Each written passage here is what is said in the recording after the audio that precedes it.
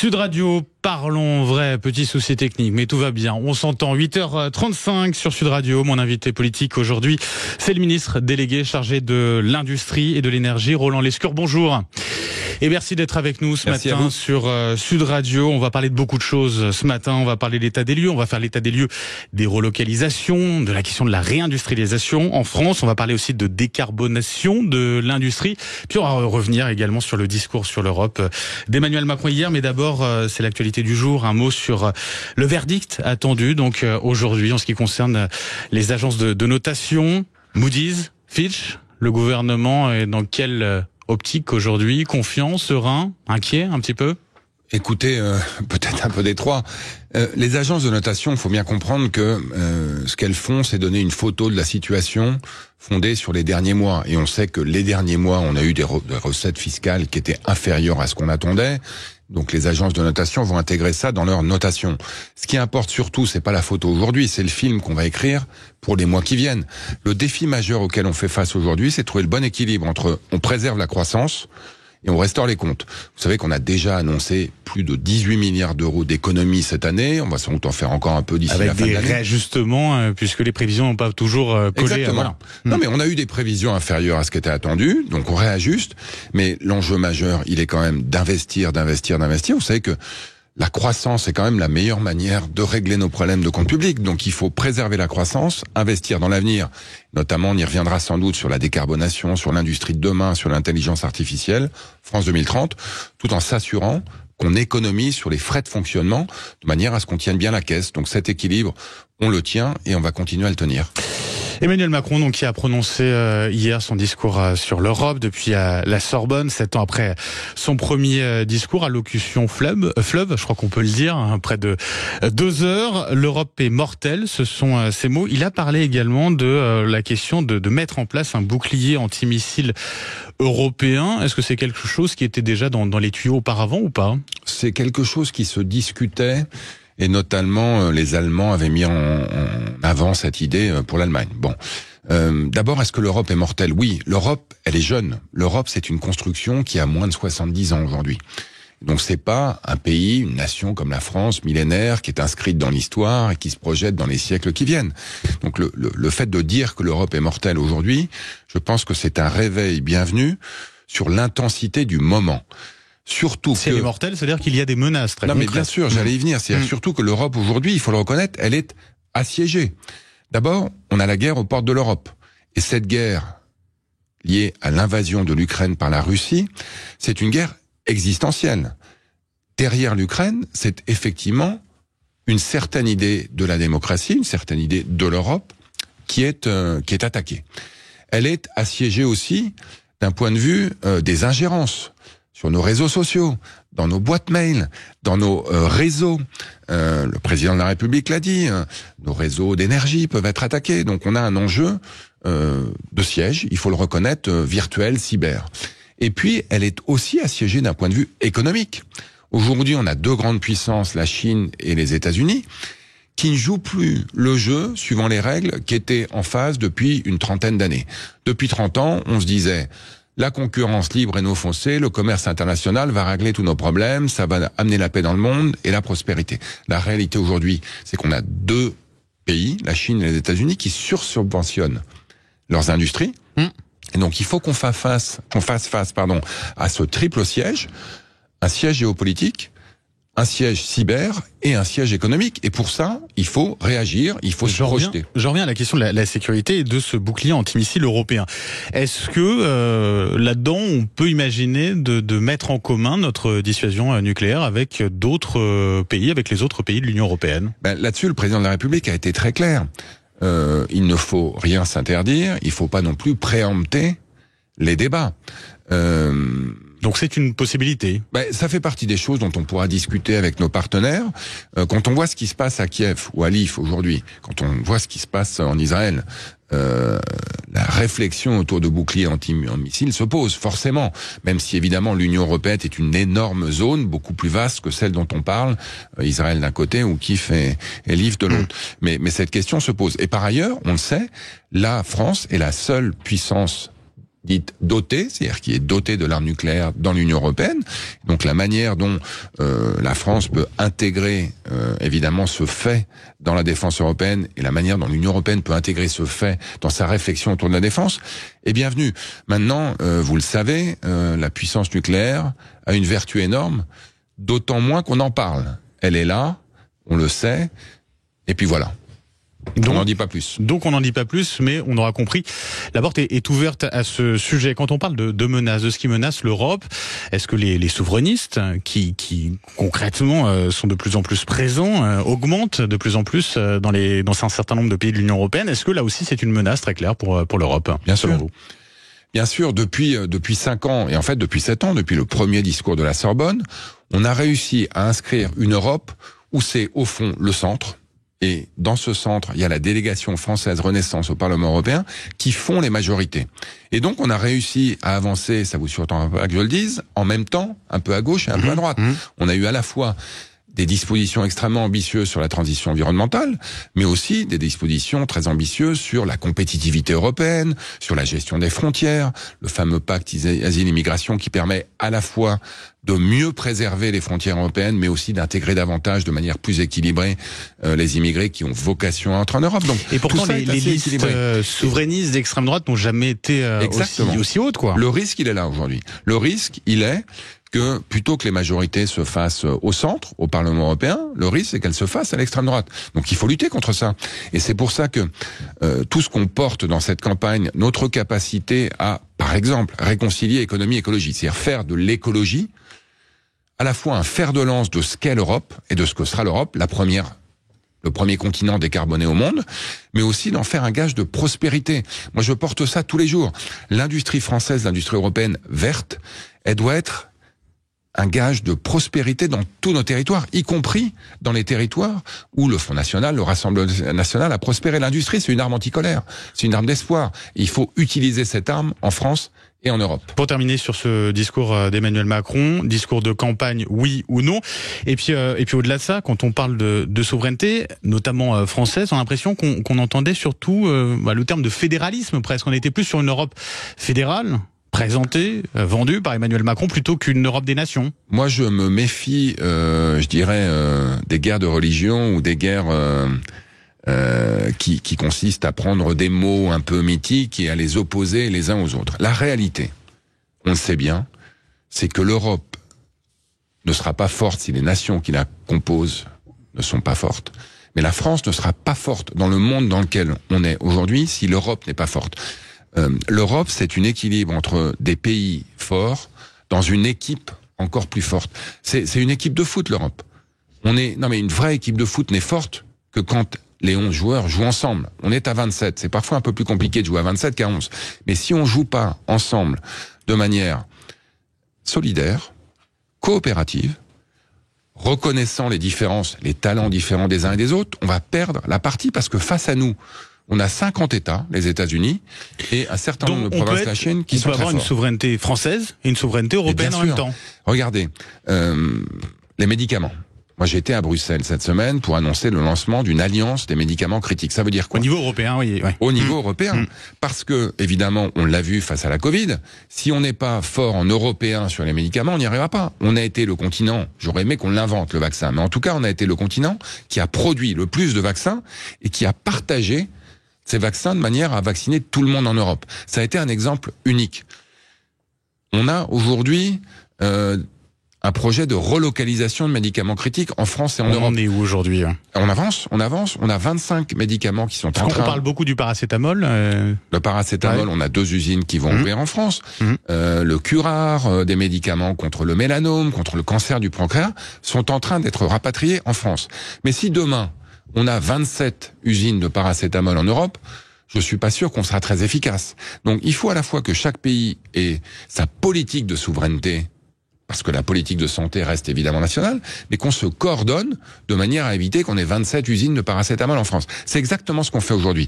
L'Europe, c'est un équilibre entre des nations fortes et un collectif d'autant plus fort. Et alors, qu'est-ce qui fait qu'on a certains Français frontaliers de l'Italie qui passent la frontière, qui vont en Italie pour chercher de l'amoxicilline?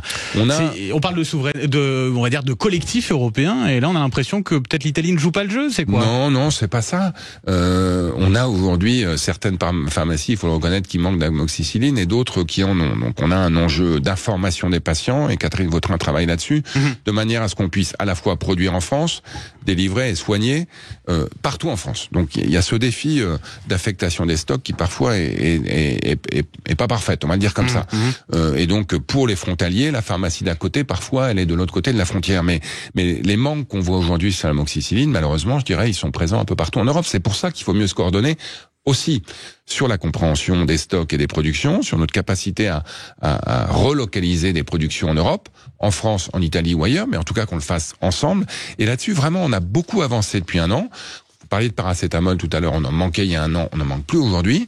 Et l'amoxicilline, le défi majeur, c'est l'amoxicilline pour les enfants, sur lequel il faut qu'on travaille. On a travaillé avec des producteurs qui produisent en France d'ailleurs. GSK produit en Mayenne et a annoncé récemment, grâce à nous, on a beaucoup échangé avec eux, 1 million de doses en plus produites en France, destinées au marché français. Parlons puisqu'on parle de médicaments, de Biogarant, oui. Également leader des médicaments, rappelons-le, générique en France. Biogarant qui est à vendre, 4 repreneurs intéressés, dont deux entreprises indiennes. Les Républicains vous appellent à vous opposer à la cession de Biogarant à une entreprise non européenne. C'est légal? Est-ce que vous allez le faire si la situation le nécessite? Bon, d'abord, je l'ai dit la semaine dernière, je le redis aujourd'hui à votre micro, j'étais en colère la semaine dernière, je le suis encore aujourd'hui, parce que on ne vend pas une entreprise comme ça, pour lequel il faut bien qu'on comprenne qu'un générique sur 3 acheté en pharmacie française vient de Biogarant. Donc quand vous allez à la pharmacie acheter de l'amoxicilline, il est très probable que si vous achetez le générique, ce soit du Biogarant. C'est une entreprise qui produit pas directement les médicaments, mais qui fait produire en France. Il y a 39 usines en France aujourd'hui qui produisent pour Biogarant. Et donc, on ne procède pas à la vente d'une entreprise comme ça, comme si de rien n'était. Donc, 1, on va suivre ça de très près. 2, on est prêt à mettre en place des conditions drastiques sur cette vente de manière à s'assurer, 1, qu'on continue à approvisionner la France, et que 2, on continue à produire en France. Après, le sujet, c'est moins... Donc c'est à dire que le sujet est moins est-ce qu'il est indien, canadien ou allemand ou français. La réalité, la semaine dernière, j'ai inauguré une usine de gants chirurgicaux. Ça faisait 30 ans qu'on faisait pas de gants chirurgicaux en France.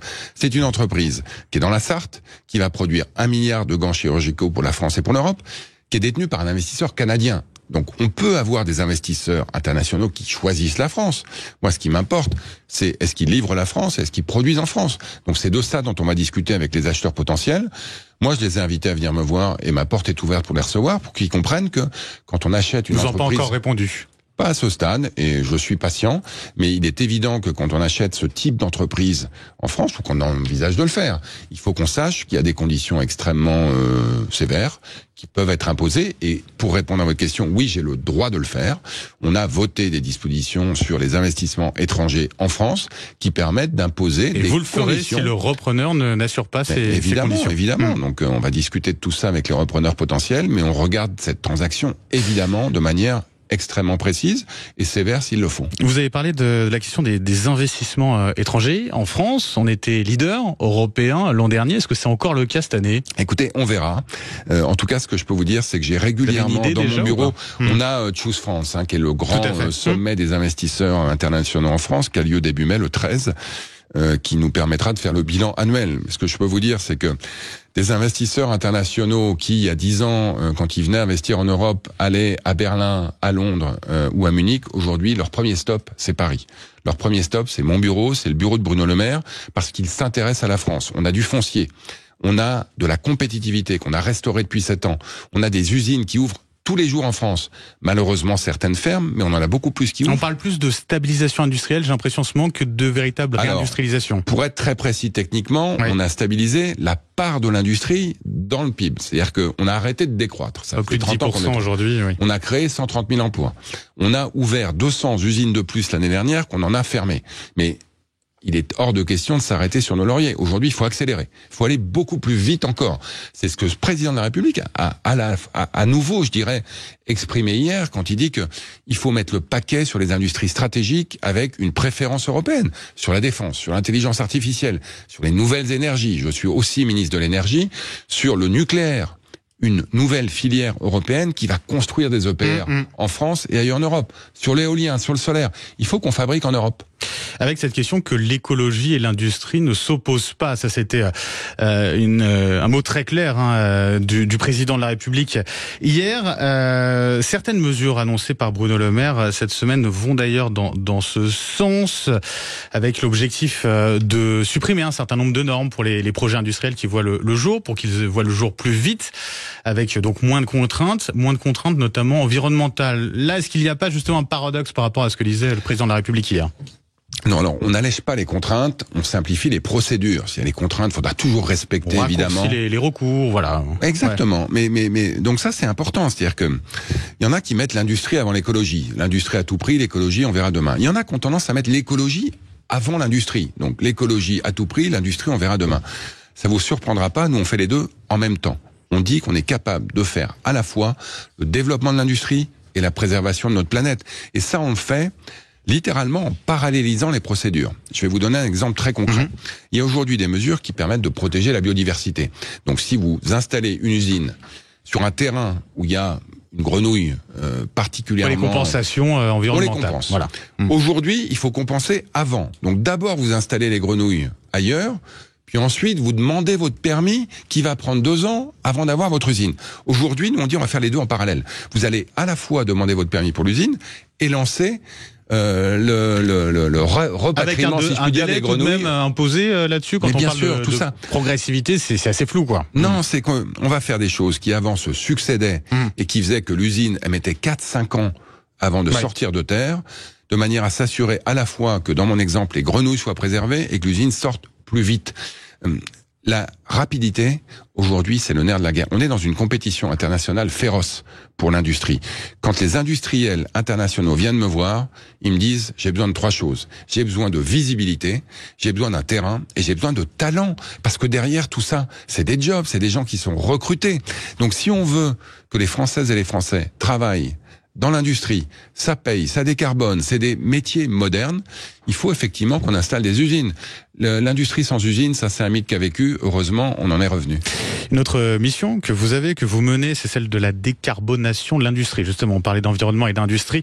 Roland Lescure, l'une des clés pour y arriver, donc c'est le stockage de carbone. En gros, c'est le fait de capter le dioxyde de carbone à la sortie des usines pour l'enfouir dans d'anciens puits de pétrole ou de gaz. Pour l'instant, c'est autorisé en France, pas tout à fait ? Non, on commence. Donc aujourd'hui, je lance la mise en œuvre concrète de ce qu'on appelle la planification écologique.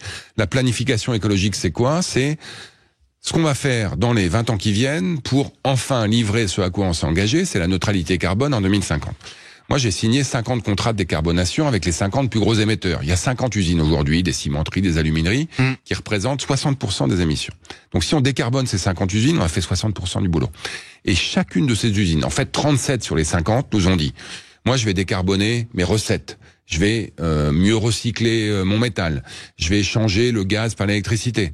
Mais un certain nombre d'entre elles disent, il me restera toujours du carbone. En tout cas, jusqu'à 2050, 2060, une cimenterie, ça va continuer à émettre du carbone. Une aciérie, ça va continuer à émettre du carbone. Et donc, c'est là où le stockage de carbone... Exactement. Une fois qu'on a fait tout le reste, il reste du carbone. Celui-là, on le capte, on le liquéfie et on le renvoie, en fait, là d'où il vient. On le renvoie dans les puits de pétrole dont il a été extrait. Et donc, on lance aujourd'hui ce qu'on appelle un appel à manifestation d'intérêt pour que des entreprises qui souhaitent tester la capture de carbone en France, dans ces vieux puits de pétrole... C'est un appel à candidature, en gros. On leur dit, si vous êtes intéressés par tester le renvoi du carbone là d'où il vient dans ces puits de carbone, venez nous voir, on va vous aider à financer les expérimentations. Donc ça veut dire que début 2025, on va commencer à stocker du carbone dans des puits de pétrole pour s'assurer qu'il n'y ait pas de fuite et que tout est parfaitement étanche. Donc ce sera des expérimentations en 2025 et si ça marche, on autorisera ensuite la capture et le stockage du carbone à partir de 2026-2027. Aujourd'hui, ça se fait déjà en Norvège.